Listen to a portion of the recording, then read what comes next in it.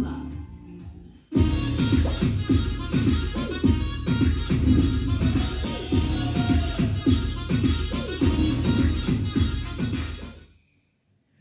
ಯಾವ್ಯಾವ ರೀತಿ ಜನರನ್ನ ಮೋಸ ಮಾಡ್ಬೋದು ಅಂಡ್ ಜನ ಯಾವ್ಯಾವ ರೀತಿ ಮೋಸ ಹೋಗ್ತಾರೆ ಅನ್ನೋದಕ್ಕೆ ಈಗ ತಾನೇ ಒಂದು ವಿಷಯ ಓದಿದೆ. ಏನಪ್ಪಾ ಅಂತಂದ್ರೆ, ಮೆಕ್ಸಿಕೋದಲ್ಲಿ ಒಂದು ಚರ್ಚಲ್ಲಿ ಏನು ಮಾಡಿದ್ದಾರೆ, ನೀವು ಸತ್ತ ಮೇಲೆ ನೀವು ಸ್ವರ್ಗದಲ್ಲಿ ಒಂದು ಜಾಗನ ನೀವು ಕೊಂಡ್ಕೋಬಹುದು.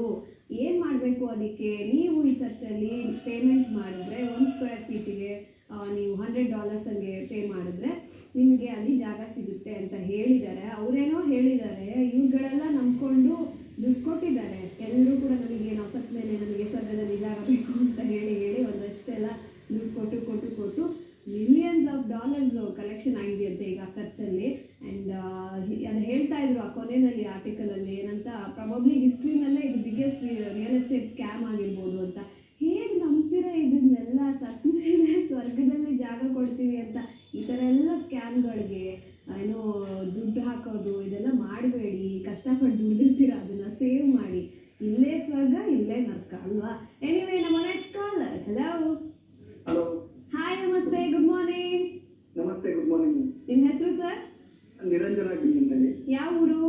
ನಾನು ಬೆಂಗಳೂರಿಂದ ಮಾತಾಡ್ತಾ ಇದ್ದೀನಿ. ಬೆಂಗಳೂರಲ್ಲಿ? ಉತ್ತರಳ್ಳಿ ಮನೆ. ಸೂಪರ್. ಯಾವ ಬೆಂಗಳೂರವರೇನಾ ಅಥವಾ ಬೇರೆ ನಿಮ್ಮ ನೇಟಿವ್ ಬೇರೆ ಇದೆಯಾ? ನಾನು Srirangapatna, Mandya district. Oh, super super. Bengaluru ಬಂದು ಎಷ್ಟು ವರ್ಷ ಆಯಿತು? 2016ರಿಂದ ಬೆಂಗಳೂರು. Okay, super. ಏನು ಮಾಡ್ಕೊಂಡಿರೋ ತಾವು? ನಾನು ವರ್ಕ್ ಮಾಡ್ತೀನಿ ಪ್ರೈವೇಟ್ ಕಂಪ್ನಿಗೆ. Okay, nice sir. ಯಾರಿಗೆ ವಿಶ್ ಮಾಡೋಣ? ಇವತ್ತು ಯಾರು ಬರ್ಡೇ ಆಚರಿಸ್ಕೊತಾ ಇದ್ದಾರೆ ಅವ್ರಿಗೆಲ್ಲರಿಗೂ ಹ್ಯಾಪಿ ಬರ್ಡೇ.